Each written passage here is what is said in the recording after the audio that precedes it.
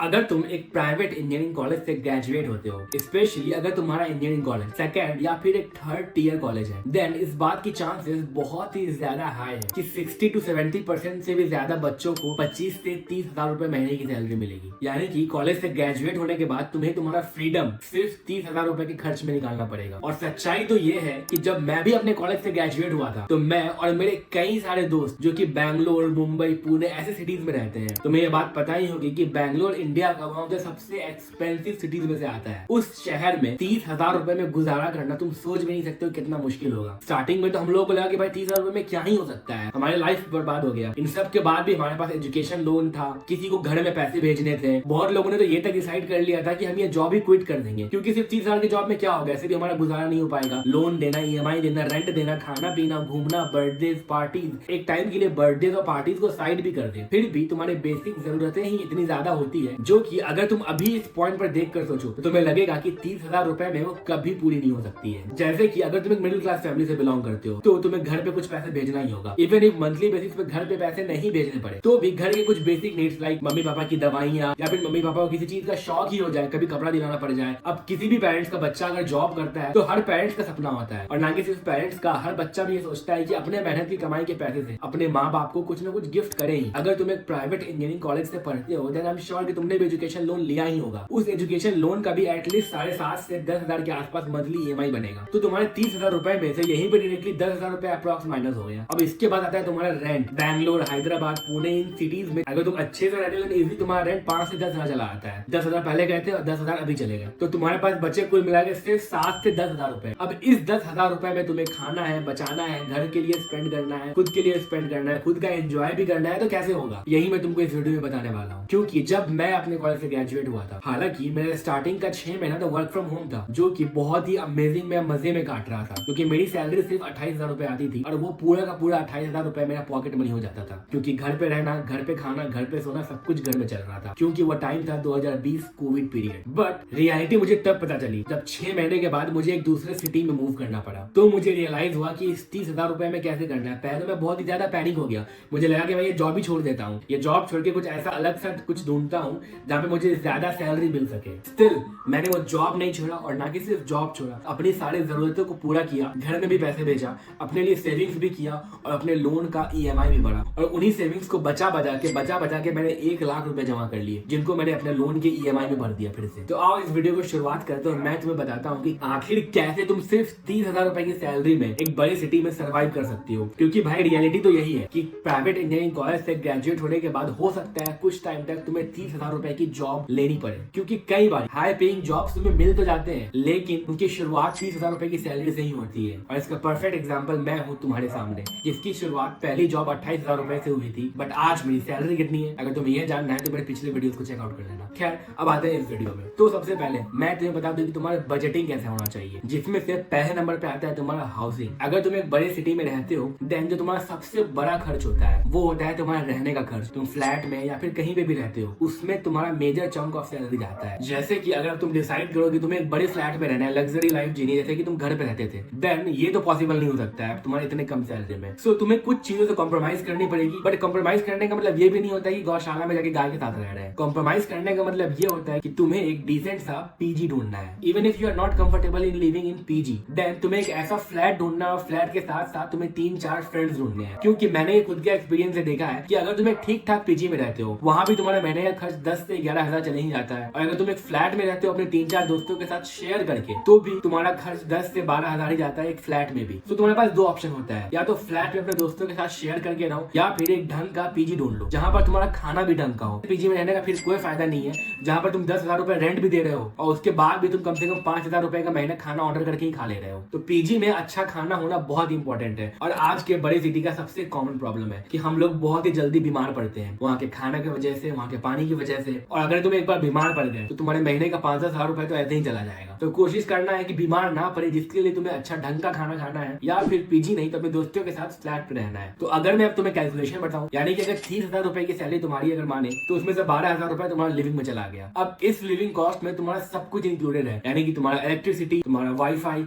सब कुछ। One more important thing, मैं तुम्हें ये एडवाइस करूंगा कि कभी भी अपने दोस्तों के साथ अगर तुम फ्लैट ढूंढ रहे हो इसमें कि तुम्हें शेयरिंग में रहना है, देन कभी भी किसी सोसाइटी में मत लेना, एक प्राइवेट बिल्डिंग या फिर एक ओनरशिप अपार्टमेंट जो होता है वहां पर लेना। क्योंकि अगर तुम सोसाइटी में रहने के लिए जाते हो देन 12,000 जो कि तुम्हारा रेंट होगा, 12,000 के ऊपर से तुम्हारा सोसाइटी का maintenance, electricity maintenance, guard maintenance, बहुत सारे मेंटेनेंस एक्स्ट्रा हो जाते हैं। यानी कि अगर तुम्हारा रेंट 12,000 दिखाया जा रहा है तुम्हें, देन तुम्हारा मंथली कॉस्ट तुम्हें 15 से 16,000 रुपए तक चला जाएगा। तो इसीलिए प्राइवेट अपार्टमेंट में, प्राइवेट बिल्डिंग में तुम्हें एक अपार्टमेंट लेना है अपने दोस्तों के साथ, या फिर एक पीजी लेना है जिसमें से तुम्हारा 10 से 12,000 रुपए चला जाएगा 30,000 रुपए में से। अब आते हैं बजटिंग के दूसरे पॉइंट पे, जिसपे तुम्हारा पैसा सबसे ज्यादा खर्च होता है, वो है फूडिंग। जब हम लोग अपने पैसा कमाना शुरू करते हैं और नई सिटीज में जाते हैं तो हमारा बहुत मन करता है हर वीक में कहीं क्लब जाए, होटल जाए, पार्टी करने जाए, दोस्तों के साथ सेलिब्रेशन करने जाए। देन तुम्हें स्टार्टिंग में इन चीजों पे कंट्रोल करना पड़ेगा। तुम जितना ज्यादा घर का खाना खाओगे, तुम मेड रखो, कुक रखो, इनफैक्ट खुद से खाना बना लो, बट कोशिश करो कि कम से कम बाहर का खाना खाओ।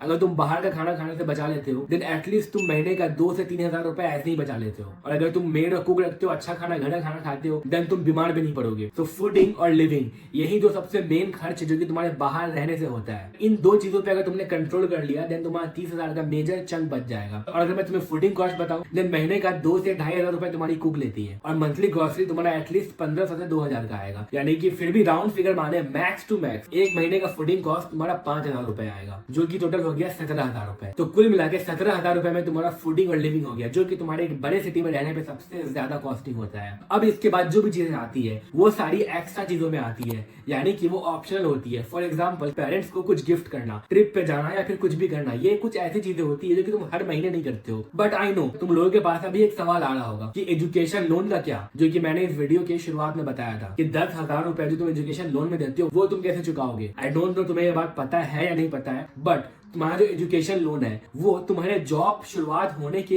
1 साल के बाद से कटना शुरू होता है। जैसे कि मैंने अपने पहले जॉब की ज्वाइनिंग दिसंबर 2020 में की थी और मेरा एजुकेशन लोन का ईएमआई कटना शुरू हुआ था दिसंबर 2021 से, यानी कि मेरे जॉब की शुरुआत होने के 1 साल बाद से। तो तुम्हारे लिए एडवाइस यही रहेगा कि तुम्हारे पास 1 साल का टाइम है, जो कि मेरे अकॉर्डिंग इनफ होता है कि तुम 1 साल तक जॉब करने के बाद 30,000 रुपए की सैलरी से 40-50,000 रुपए की सैलरी तक चले जाओगे, जो कि तुम्हें हेल्प करेगा उसी 40 से 50,000 रुपए का सेक्शन में से 10,000 रुपए का एजुकेशन लोन का ईएमआई देने में। अब आते हैं थर्ड खर्च पे, जो कि तुम्हारा होता ही है। हालांकि ये खर्च भी तुम्हारा वेरिएबल है। सबसे प्राइम जो खर्च तुम्हारा होगा वो है तुम्हारा ट्रैवल में। अगर तुम अपने ऑफिस जाते हो, ऑफिस से आते हो, अपने दोस्त के यहाँ जाते हो, वहां से आते हो, शाम को कहीं टहलने जाते हो, घूमने जाते हो, उन चीजों में तुम्हारा रैपिडो, ऑटो, उबर, ई रिक्शा जो खर्च होते हैं वो तुम्हारा इन सब इस कैटेगरी में आ जाता है। और यहाँ पर जो अप्रोक्स तुम्हारा महीने का खर्च होगा वो होगा 2 से 3,000 रुपए। आई कैन अश्योर यू इससे ज्यादा नहीं होगा। अभी तक जो भी कॉस्ट मैंने तुम्हें बताया है, लिविंग का, फूडिंग का और ट्रैवलिंग का, ये तीनों कॉस्ट तुम अपने हिसाब से कैलकुलेट कर लेना। बहुत ही एक्यूरेट फिगर्स होंगे क्योंकि मैं अपने बहुत ही अच्छे एक्सपीरियंस से बता रहा हूँ तुम्हें। तो अब इन तीनों को मिला दिया जाए तो अब तुम्हारा इन टोटल हो गया 16,000 रुपए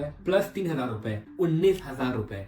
और अभी भी तुम्हारे पास महीने के 11,000 रुपए बचे हैं। इवन इफ तुम्हारी सैलरी अगर 28,000 रुपए है देन स्टिल तुम्हारे पास अभी भी 9,000 रुपए बचे हैं। और अब इसके बाद और एक खर्च तुम्हारे पास आता है, जो कि महीने तो नहीं बट हाँ एटलीस्ट हर 1 या 1.5 महीने पे एक ना एक बार खर्च होता ही है। वो है तुम्हारा पर्सनल केयर, जैसे कि तुम्हारा खुद का बॉडी केयर, तुम्हारा स्किन केयर, या फिर इसके अलावा तुम्हारा मोबाइल रिचार्ज, हेयर कटिंग, ये सारी चीजें इनमें इंक्लूड होती है। और इसका कॉस्टिंग अप्रॉक्स होता है 1,000 रुपए से 1,500 रुपए महीने का। अब हाँ तुम एक्सपेंसिव बॉडी केयर प्रोडक्ट्स लगाते हो तो फिर that can be variable as well, but still 15 से 2,000 रुपए is enough to spend on yourself. और इसी के साथ अब जाके तुम्हारा टोटल हो गया 21 से 22,000 रुपए तक का खर्च। अगर तुम्हारी सैलरी 30,000 रुपए है देन तुम्हारे पास अभी भी और 8,000 रुपए बचे हैं। और मैं तुम्हें बता दूं कि अब तक तुमने अपना महीने का लगभग सारा इंपॉर्टेंट खर्चा कर लिया है। तुमने अपने रेंट दे दिया, तुमने अपना फूडिंग पे खर्च कर दिया, तुमने अपना ट्रैवल पे खर्च कर दिया, और तुमने अपना पर्सनल केयर भी कर लिया। अब तुम्हारे पास जो भी पैसे बचे हैं वो सिर्फ और सिर्फ तुम्हारे एंटरटेनमेंट का पैसा है, तुम्हारे पर्सनल एक्सपेंसेस का पैसा है, तुम्हारे पार्टी का पैसा है, तुम्हारी गर्लफ्रेंड को घुमाने का पैसा है, या फिर तो अपने पेरेंट्स को गिफ्ट करने का पैसा है, जो कि आई थिंक 6,000 से 8,000 रुपए महीने का एनफ है। क्योंकि ऐसा कभी नहीं होता है कि हर महीने तुम ट्रिप पे जाते हो, ना ही तुम हर महीने अपने पेरेंट्स को गिफ्ट करते हो, या फिर हर महीने तो अपनी गर्लफ्रेंड को गिफ्ट करते हो। तो इस 6 से 8,000 रुपए को तुम हर महीने बचा भी सकते हो अपने नीड के अकॉर्डिंग,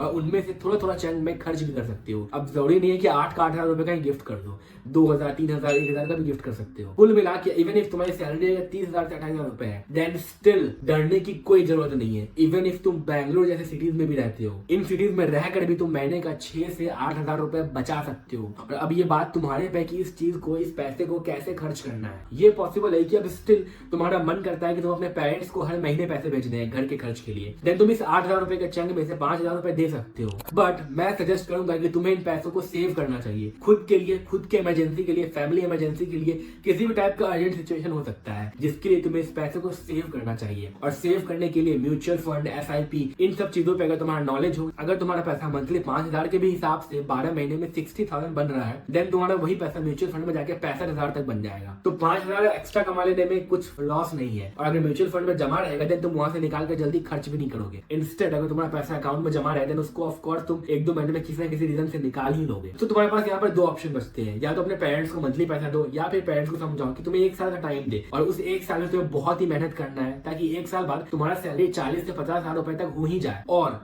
उनमें से कुछ पैसे को सेव करके अपने इमरजेंसी फंड के लिए भी बचा सकते हो। बट मैं तुम्हें बता दूं कि मैंने एक्स्ट्रा क्या किया था आखिर जिसने मुझे हेल्प किया अपने लिए 1 लाख रुपए तक सेव करने में। मैं जब नए सिटी में शिफ्ट हुआ था, मैं अपने जॉब के साथ साथ और भी ढेर सारा काम करना शुरू कर दिया था। अपना जॉब तो 9 to 5 में रेगुलर करता ही था, जिसमें मैं ऑनेस्टली बहुत ही ज्यादा डेडिकेटेड था। बट जॉब के बाद जो मेरे पास टाइम बचता था, लाइक लेट नाइट, मुझे याद है रात को 2-2, 3-3 बजे तक जाग कर मैं दूसरों लोगों के वीडियो एडिटिंग करता था। एक वीडियो का मुझे 5 से 6,000 रुपए मिलता था और महीने की मैं 4 से 5 वीडियो तो कर ही लेता था इजिली। यानी कि अपने जॉब के 30,000 रुपए सैलरी के अलावा 25,000 रुपए मैं सिर्फ वीडियो एडिटिंग से कमा पा रहा था। बट वही बात है, तुम्हारे पास उतनी स्किल्स होनी चाहिए। किसी भी एक पर्टिकुलर स्किल में तुम्हें उतना ज्यादा कॉन्फिडेंट होना पड़ेगा। जैसे कि मेरा एक फ्रेंड है जिसको मैं जानता हूँ, जो कि सिंगिंग करता था अलग अलग कैफेज में, रेस्टोरेंट में जाकर, जहां पर उसे 1 घंटे का या 2 घंटे का 1500 से 2,000 रुपए मिलता था। महीने का वो 5-6 शोज भी अगर कर लेता था तो स्टिल वो 12 से 14,000 रुपए इजिली कमा लेता था। मेरा एक और फ्रेंड है जो कि फ्रीलांसिंग करता था दूसरे इंजीनियर्स, डेवलपर्स के लिए, जिससे वो महीने का 20 से 25,000 रुपए कमा लेता था। सो अगेन, ये कमाई तुम्हारा वेरिएबल है और वो टोटली डिपेंड करता है तुम्हारे स्किल और तुम्हारे एक्सपीरियंस पे। जितना ज्यादा तुम फ्रीलांसिंग और इंटर्नशिप करते जाते हो उतना ज्यादा तुम्हारा वेरिएबल अर्निंग बढ़ता जाता है। मैंने अपने टाइम पे किया, जिसके कारण मैं ढेर सारा सेविंग कर पाया। मुझे कभी भी पैसे की प्रॉब्लम नहीं हुई, इवन इफ मेरा सैलरी उस टाइम पे सिर्फ 30,000 रुपए था। मैं तुम्हें यह नहीं बोलूंगा कि तुम 30,000 रुपए की सैलरी में Tier 1 सिटी में अपनी ड्रीम लाइफ जी पाओगे। तुम कार खरीद लोगे, गाड़ी खरीद लोगे, हर महीने ट्रिप, हर दिन पार्टी, हर वीकेंड एंजॉयमेंट, ऐसा नहीं होगा। तुम्हें कई सारी चीजों में कॉम्प्रोमाइज करना ही पड़ेगा। But I can assure you, बहुत मजा आने वाला है जब तुम खुद के पैसे से, खुद का अर्निंग पे बहुत ही अच्छे से रहोगे अपने दोस्तों के साथ। जब तुम्हें वो चीजों की वैल्यू होगी जिन चीजों की वैल्यू तुम आज तक नहीं करते थे। तुम्हें टाइम की रिस्पेक्ट होगी और तुम्हें चीजें अच्छे तरीके से और समझ में आएगी। 30,000 रुपए में भी लाइफ इतनी हैपनिंग हो सकती है, तुम्हें इस बात का अभी अंदाजा नहीं है। बट जब तुम रहना शुरू करोगे तुम्हें तब रियलाइज होगा। इस बात तो कभी मत भूलना कि सिर्फ 1 साल, इस 30,000 रुपए का तुम्हें आधा नहीं डाल लेना है। जब मेरे खुद की जॉब के 1 साल हुए थे तो मेरी सैलरी 62,000 रुपीज हो गई थी। तो तुम्हारा टारगेट एटलीस्ट 50,000 रुपीज तो होना ही चाहिए। अब इससे ज्यादा तुम 1 लाख रुपए करो तो बहुत ही अच्छी बात है। मेरी सैलरी अब कितनी है मैं अगेन बोलूंगा, तुम्हें यह जानना है तो मेरे लास्ट 3-4 वीडियोस को चेकआउट करो, तुम्हें इजीली ये बात पता चल जाएगी। इस वीडियो को यहीं पर कंक्लूड करते हैं। मैं हूं देवांशु, आज एक सॉफ्टवेयर इंजीनियर, और मैं तुम्हारे जैसे इंजीनियर्स के लिए